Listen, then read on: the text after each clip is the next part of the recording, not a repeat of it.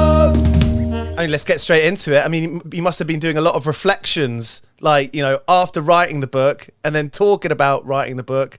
That's a lot of reflection time. Yeah, I didn't realize I'd have to read it as many times as I have. So I thought when I'd finished it, that was that. But then there's all the, you know, the additional proofreading, and then the editing, and then the final editing, and then the final editing, and then last week I was. They asked me if I'd do the audiobook. So, oh, God's sake. Right.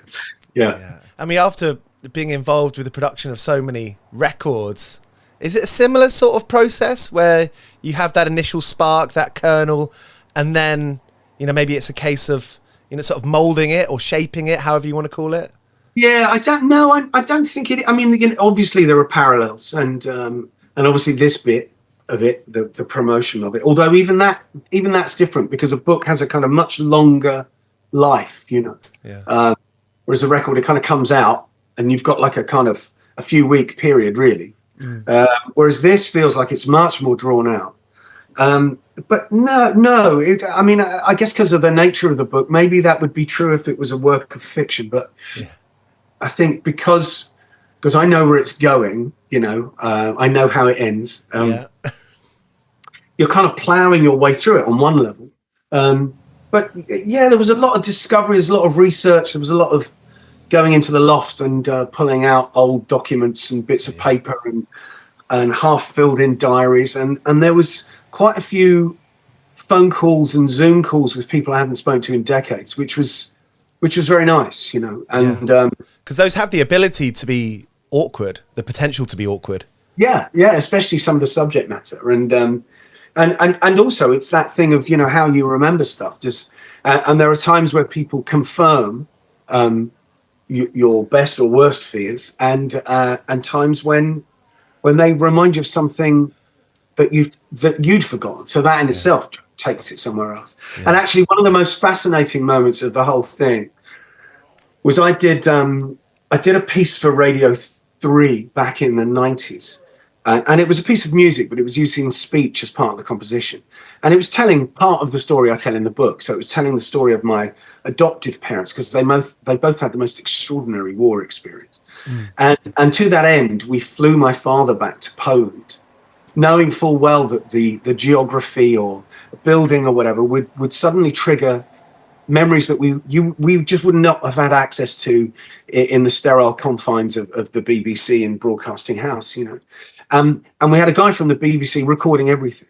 So he would record us whilst we're experiencing the day. So we went to Auschwitz, and we visited his old hometown, and we spoke to other people. And all of this is being recorded. And then every evening after we'd have dinner, we'd sit with my father and unpack the day and ask him if it triggered anything else. So I had hours of stuff, you know.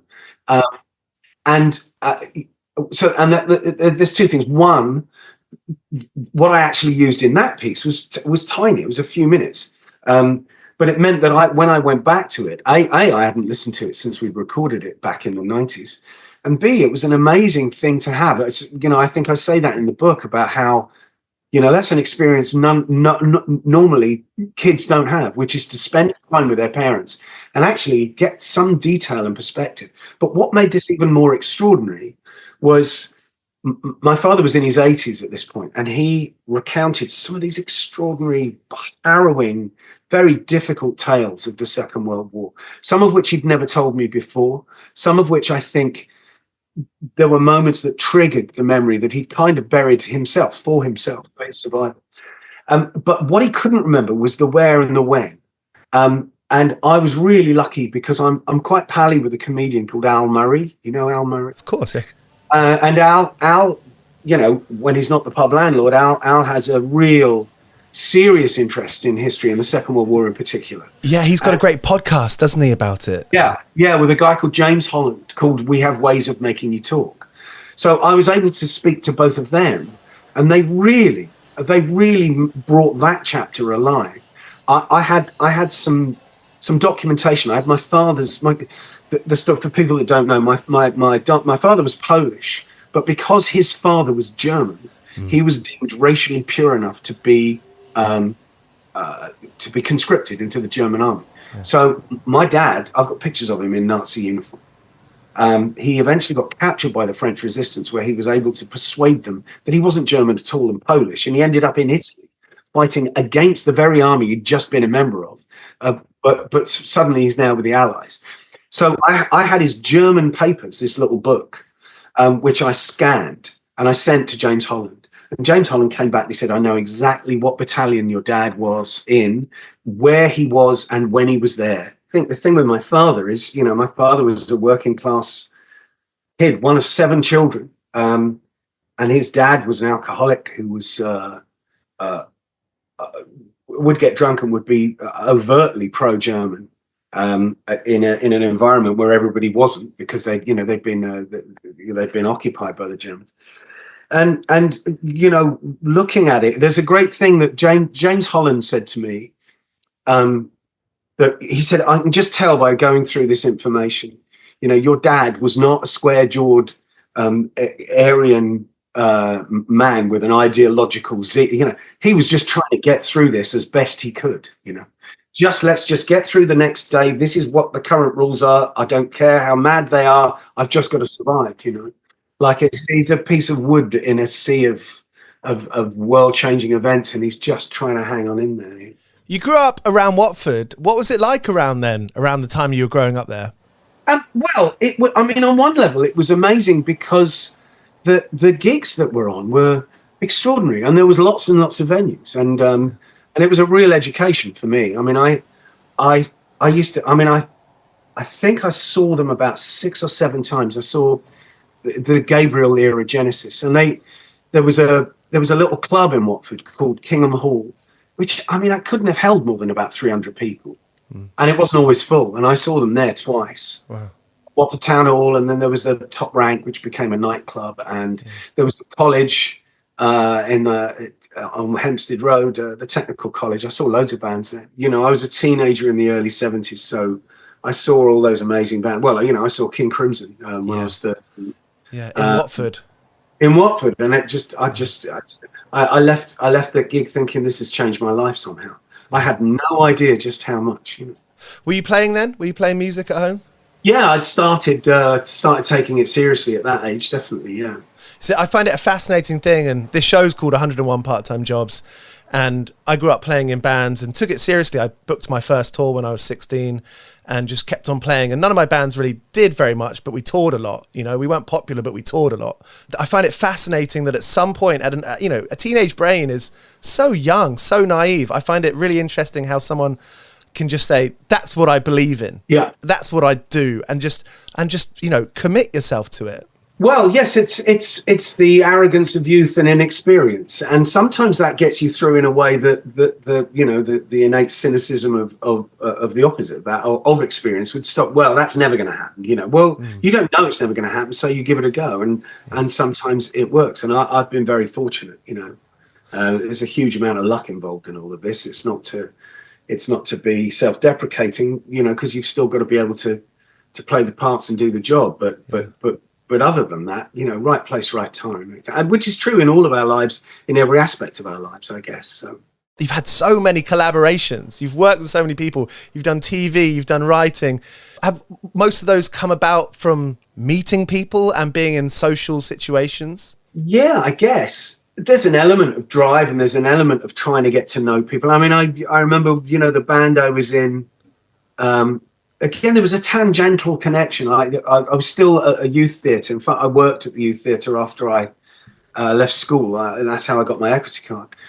And this group that we used to meet every Thursday, a new girl turned up, and her cousin was going out with Dave Stewart, the keyboard player, who nobody in the group had heard of. But me and my mates thought, oh, man, he's the guy out of Hatfield in the North and Egg, and And so we were able to get backstage with her the next time they did a gig, and I gave him a tape of my band, and much to my amazement, he listened to it. And then a year later called me up and said, would I sing on this thing? And then that just led to this other thing. You meet these other people, and then his girlfriend at the time was going out with someone who ran a record label. I played them my demos, and then got a record deal. Yeah. It's all, it's a lottery. You just got to keep buying tickets, I guess. I can see how that might be anxiety inducing sometimes, that almost your career is kind of based on, chance. Yeah. Well, yeah. Although I think psychologically, what's probably going on is it's not the opposite exactly, but it's the panic of not doing something. It's the panic of, I would invariably say yes to almost anything, which is why I've ended up doing as many different things as I have, and why I've ended up knowing people in such different areas of the entertainment industry. And that in itself is born out of a kind of deep rooted insecurity as a result of adoption and the placement of my adoptive family. It's all based on that, really. This complete this deep rooted insecurity about and not knowing who you are, and not so you define yourself by what you do, and then you end up being a kind of like a workaholic, and you just and if somebody says, can you do this, you go, yeah, having no idea. Can you write a string quartet? Oh yeah. So that's a combination of all those things, I think. When you look back, what was something that you started that maybe ended a bit too soon? Were there any honeymoon periods that you think back and think, yeah, that was brilliant, that was just elevating? Well, yeah, well, there's loads. I mean, ending up in Level 42 felt like a complete accident, but what a period in their career to join. I was the lead guitar player. I was the featured soloist in a band that was a rare thing. A band that was that had a reputation for being really good players, but was also commercially very successful. And I loved that and would have done that for years. But, it kind of, due to some internal politics that turned up, sadly, I was very disappointed when that ended, And producing records, being on the desk, we're hearing all these remasters, which are brilliant. I mean, there are some albums that, I listen to the remaster and it feels like, you've got a giant fan in front of your face and your hair's going pfft. What's your attitude to remasters? And, I guess that's in the context of the way that we're listening to it on Spotify and Apple. Yeah, well, I would say, calling it remaster is a bit of a misnomer, because I'm not remastering stuff. I'm remixing it from the original multi-tracks. I mean, I deem it a real privilege, especially a lot of the stuff I've done were albums I bought as a kid, and to find yourself sat in front of the original multi-tracks in digital form. What an amazing thing to be able to do. Yeah. And largely what I'm doing is surround. I've got a system here, with speakers everywhere. So yeah, it's a balance between trying to be true to the original, but at the same time, you're in a completely different environment. So it's trying to make it an immersive experience without losing the essence of what the original had. And I'm aware that whenever I do these projects, they come out in a box set form. So the original mix is going to be on there somewhere. Yeah. So it's a balance between referencing that and trying to be loyal to that original concept, but at the same time, this is a different thing, and if you want the original thing, you can still listen to it. Yeah. So it's a mixture, really. How often will there be tough decisions to make? I mean, I don't know, basic example, if you're tweaking the snare sound, for example, if you're at a bit of an impasse with yourself and you're not quite sure, how do you deal with those kinds of decision making? Apart from when I did Bill Bruford's records, Bill came to the studio and we tweaked stuff together after I'd done the basic thing. But largely, I don't see the artist. They're either not involved or they're dead, so I make those decisions myself. And like anything else I do, I guess ultimately I'm kind of pleasing myself and hoping other people will like it too. But every now and then there was some, I remember when I did the Chris Squire album, there were loads of things on there that you can't really hear in the final mix that were brilliant, So in fact, there was one tune, there was a whole kind of orchestral arrangement that had been deliberately muted for 16 bars. And I thought, well, you've got that version on the box set. I want to hear this because it's amazing. Yeah. The guy that did the arrangements, Andrew Price, I think it was, is the unsung hero of that particular album. So yeah, I mean, that's really intriguing, you know, and sometimes you hear something in if you're listening to it on vinyl and in stereo 20 odd years ago, there's something about the kind of glue of that when you unpick it, you realize actually that isn't one instrument. That's several instruments creating this one sound, you know. Yeah. And I guess a lot of those writers and those players probably forgot that they'd done particular parts. Almost certainly, yeah. Almost certainly. And you're working now. You have stuff coming through on your desk today. Well, in that regard, not really. I'm not doing so much of that now. I think it's not well paid enough, which means that you do it because you love the music. Yeah. And there isn't enough of the music that I love. You know, Yeah. I did a Moody Blues album. And I was asked if I would be up for doing the whole catalogue. And I thought, actually, it's not, you know, you're not paying me enough to do this. And I genuinely don't love the music enough. You know, it's not my thing. Some things you'd almost do for nothing just because of the amazing experience of being able to do that. What is exciting you when you're getting up in the morning and say you're having a bit of a day where, you know, a quiet week, where will your mind go to? What excites you? I don't have a quiet week. You know, I'm up to my eyes at the minute, really. I mean, I'm promoting the book. Yeah. I'm doing the audio book. I'm meant to be finishing another solo record because I'm signed to a label called Inside Out, who are part of Sony. We've been doing, I've just finished, in fact, yesterday or the day before? There's an album I made in, when did that come out? 2006, maybe. I did an album with Robert Fripp and Mel Collins called A Scarcity of Miracles, with Tony Levin and Gavin Harrison, and that's going to come out in a kind of box set form with loads and loads of alternative versions, and there are loads because of the nature of how we made that record. There are lots and lots of alternative stuff, and I've just done the Dolby Atmos mixes for that, and then we are recording studio versions of all the new King Crimson stuff that we did. Whether that comes out as an album or whether it's released at all, I don't know. But we've had, you know, I've been working on that, so I've got a bit of work to do on that. And on the live side, Crimson toured in 2021 and saying, you know, we're not going to tour much anymore. Are you over touring?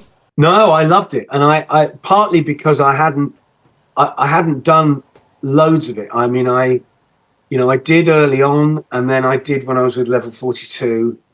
And then I got married and we had kids, so I kind of avoided playing live. So that when the Crimson thing came in, it was just a joy, you know. And it was a joy to play that music that's such a part of me. It was a joy to do it at that level, you know. The version of Crimson that I was in became probably the most popular in terms of ticket sales. You know, we played really big places by the end, you know, and yeah, it was what an amazing thing to be able to do. Absolutely incredible. No, I missed that. And I'm sad that it won't happen again. You know. There are lots of people who play in bands who get married and have children and don't stop touring. But you knew when you had kids and you had a family, home life. Well, I was quite a hands-on dad, really. And the kids live with me now. I've been a single parent for the last 4 or 5 years. So yes, I did make that decision.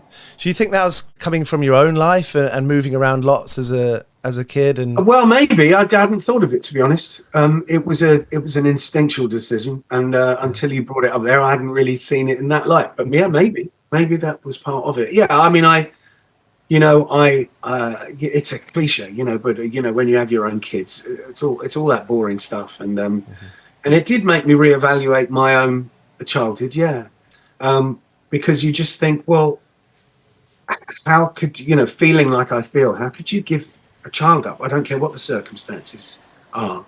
So it didn't make me view my mother's actions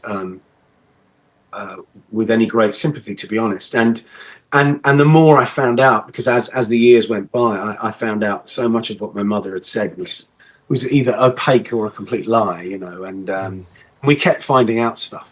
right till the very end. Years after she died, we started finding. The girl that she told me was my full sister turned out not to be my full sister, and I discovered another child whilst looking for my sister's birth certificate that my mum denied existed, and I met him in 2019. In fact, on that tour. That's the 50th anniversary tour of Crimson, and we've become quite close. I'm quite close to him. We get on great. So yeah, it's been a constant kind of shifting of tectonic plates beneath this, whatever stability you thought you had. You seem very friendly and very affable, and I could understand as someone who has had family like that may not be that kind of way inclined. We'll take it out on the rest of society. Yeah, it's one of my favourite Neil Innes quotes. I've suffered for my art. Now it's your turn.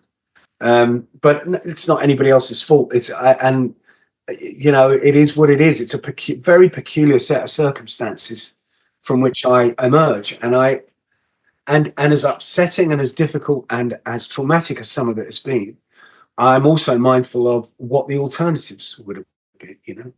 And I think one of the things that's core to the book for me, anyway, is that idea of identity. I found myself in this tiny town in the southern state of Arkansas, and that's where my sister was brought up. Now, had my mother not had me adopted, I'd have been brought up there too, and that's a real mindfuck. It's like, well, so how much of who is innately me? How much of me that I would recognize would still exist in that environment? And it's the whole nurture nature thing. I'd certainly be talking in a kind of similar deputy dog southern drawl as my brothers, and it's frightening and scary to think that I might have their equally unpalatable political views. That's it. I tell you what, I wouldn't be in bloody King Crimson. That's for damn sure. So that's a weird thing. It's a very, very weird thing. Jobs. You especially have a very diverse portfolio. Have you been able to kind of, looking back, have you been quite sort of apt at being able to keep everything, balanced, I suppose, and to kind of keep all the plates spinning? No, it's very difficult, and you have to be aware of it, I think. The one thing I've learned about managers is that 99% of them are reactive rather than proactive. If something's happening, they'll get on the back of it and try to make the most of it. If nothing's happening, they're not very good at generating stuff. That still has to come from you, and that's always been the case. And I think one of the things that put me off acting really was that you're dependent on other people, whereas as a musician, you can put a band together and go out on tour. You can write and record and create. You're not at the behest of somebody else. So. I can see that. And it's almost that kind of DIY approach. DIY is sort of a phrase that's banded around quite a lot, especially for artists starting today. But at some point, everyone's do it your bloody self. Yeah, I guess. I have my two kids are. Well, my son is 22 and a really good bass player. I wouldn't want to be his age, trying to earn a living as a musician. It's beyond comprehension. What he has to do, what he thinks he needs to do. It's a different world. It's changed completely. Yeah, because everyone's getting paid 50 quid still. It's outrageous. Yeah, it's outrageous. The lack of money, and there was a time where you could earn a decent living as a session guy and go out on the road and earn decent money. And there's these bands that have signed what we call 360 deals. The record company gets a bit of everything, including the merch. All the stuff that used to be a separate thing. What advice do you give to him then? I mean, I guess you kind of say it there, but I mean, what advice can you give to your son or anyone else? I don't know, because I'm so disconnected with, certainly with social media, and I don't know what, the label I'm with, they want the same thing. Oh, can we release we'll release a video, and then before the next video, can we do a kind of making of the video, and can you keep up the stories on the and a part of me's thinking, you know what? Unless I have a time machine, there's no way of gauging the veracity of this approach, right? what I'd like to do is, okay, we do that. We put the record out, see how many it sells. I jump in a time machine. I don't bother doing any of that shit. And I suspect very highly the sales will be exactly the same. A friend of mine who shall remain nameless, but was a big star in the 80s, really talented bloke. And he carried on making music. And I remember saying to him, post his big success days, I said, well, what do you sell these days? And he said, well, I sell between 10 and 15,000 records. And then he decided, right, we're going to go for it. So the next album, did a deal with a major for distribution, employed a very expensive PR company, lots of beautiful flyers and posters and lots of social media. And he was on everything. He was on, the Saturday Morning Kitchen. He was on the One Show. He was on the radio. And I thought, wow, they've really gone to town. And then they did this big tour. And then about 6 months after it all finished, I said to him, that was amazing. How many copies did you sell? He said between 10 and 15,000, So I'm very suspicious of that, but I don't know. There's just no way of quantifying it, really. Did you become a professional musician quite quickly in terms of your income and revenue and playing? Well, I left school. My dad said, right, you've left school, you get a proper job, or you can go and live somewhere else. And being a musician is not a proper job. So I thought, okay. So I spent, I don't know how long. I don't know if it was a year or whether it was just 6 months or whether it was a combination of the two. But I did a number of kind of normal jobs working for an employment agency, and it was a salutary experience. It was a view into a world I had no intention of ever returning to, and a great motivating factor as a result. I met some of the most unpleasant, despicable people ever. A lot. I was surprised and shocked at the level of racism. This is the mid-70s. And I met a lot of very unpleasant right-wing white guys working in factories and warehouses and stuff. That is a big motivator, isn't it? Yeah, it's all a big motivator. Yeah, because I'm not coming back here. But so from we had a band and we didn't earn much, but we had to survive. And that's also a thing. I think there's a kind of parental cliche about, well, look, get a proper job and a proper backing, so you've got something to fall back on. And do it part time, and then if it takes up, and I thought, no, this is bullshit. You say this is what I do. Yeah. And I'm going to stand or fail on that. Yeah. And there have been moments where I've earned a shitload of money and moments where I've earned nothing, and it's a roller coaster. And you savor the good moments. And those times when you are earning less money, what got you through those times? How could you stay positive? I suppose you either are or you acquire a way of being versatile. I look back now. And so, I was signed from one label to another. And I always used to think, well, getting the record deal is the hardest bit. And it turned out it wasn't. I made an album. I got advances and lift off that. Got a big budget to make the record. The label went bust. The album never came out. I then signed to another record label. Again, got advances.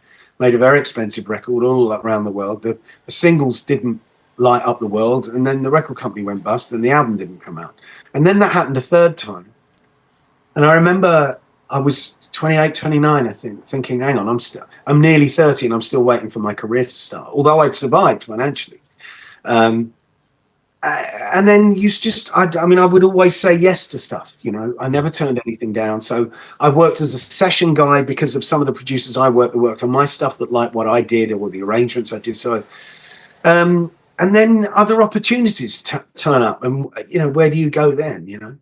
I'd accidentally written some stuff that was successful on an album. So the people at the publishing company were very proactive, and I met these guys who ran the library music division, which I'd never had anything to do with. And they said, well, look, we'll give you a bit of a budget. And then you think, okay, well, what am I interested in? And I was kind of interested in ethnic world music, so I use that as an opportunity to A, earn some money in the short term, B, and earn royalties, which I'm still getting them now, all these years later, because this music is on the shelf and is used on documentaries or whatever. But it also enabled me to go into Ray Mann's Eastern Musical Emporium and buy a load of ethnic instruments and learn how to play them. So I was teaching myself stuff. I was enjoying it because I was creating this music based on an ethnic thing, but putting my own thing into it. And then an old fan of mine called me up, and he was working for a company that put on these huge events. And the guy that they normally have the music, they'd fallen out with him, and he got me in. And so suddenly I'm in another world where I'm composing music to picture. I'm mixing stuff in surround, which later became because I learned how to do that, that enabled me to say, well, I know you're remixing all those albums in surround. Well, I've got a setup. So it's a combination of, well, it's panic mostly. It's panic. It's I've got to earn money, and I've got to find a way of doing it, but trying to do it whilst retaining your sanity and your integrity, which is the hard bit, I guess. Jakko, thanks so much for the time. I really appreciate the long form chat. Cheers for your time. That's all right, as long as you mention the book. Of course. I mean, have you had many compliments on your hair over the years? My hair? Well, do you want to know why the book is called what it's called? Please. Okay. So, my adoptive French mother was diagnosed with Alzheimer's in her 70s. My dad was in his 80s, so I'd become in charge, really. And for her own safety, we had to move her into a care home near to the village where I live. And I'd try and go and see her once a week rather. But it became apparent that the speed with which the degenerative nature of the disease was starting to take hold was rather alarming. And one Christmas 97, at a very difficult Christmas day, her memories that were in some approximate chronological order were starting to free associate with each other. So you'd have a conversation with her, and she'd talk to you as if you were an adult on that very day. But by the end of the sentence, she's talking to you like you're a 5-year-old child again. So it was very weird. And the manager took me to one side as I was leaving on that day and said, look, she's got to the point now, I know you come in every week, but she honestly doesn't know the difference between you coming in yesterday or 3 weeks ago. So give yourself a break. Why don't you leave it over the Christmas period? Come in the first week in January, because we've got a little trip. We're taking them up to London, see the Christmas lights. You can talk to her about that. So I went in on the 6th of January, and I had a long chat with her, and it was even more disconnected than the previous one, and it was very odd. And I asked her about this trip, did you enjoy the trip? And she said, oh, what trip? Well, we didn't go on any trip. And as I was leaving, the manager called me into the office again and said, look, I overheard that. She did go on the trip, and she had a lovely time. But we have got to the point where she has no recent memory. She has no immediate past or future, really. She just has the moment in which she's living in, and all we can do is make that as happy and as nice as possible. And at that moment, my mum walked into the office, followed by a care worker who'd said, no, Mrs. Jakszyk, your room's the other side of the building. And she went, oh, okay. And I looked at her, and she looked at me, and I thought, she has no idea who I am, even though I've just spent 2 hours chatting to her. I could tell she didn't know who I was. And as she left, she looked up at the care worker, and she said, who's the boy with the lovely hair?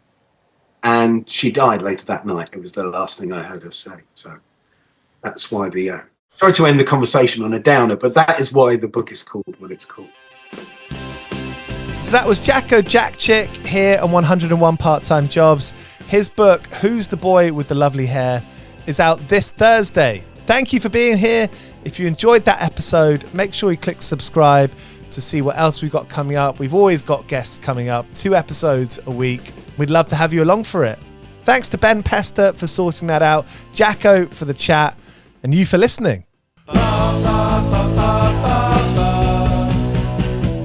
101 Part-Time Jobs is hosted by Giles Bidder and produced by me, Olivia Swash. This has been a Mighty Moon Media production.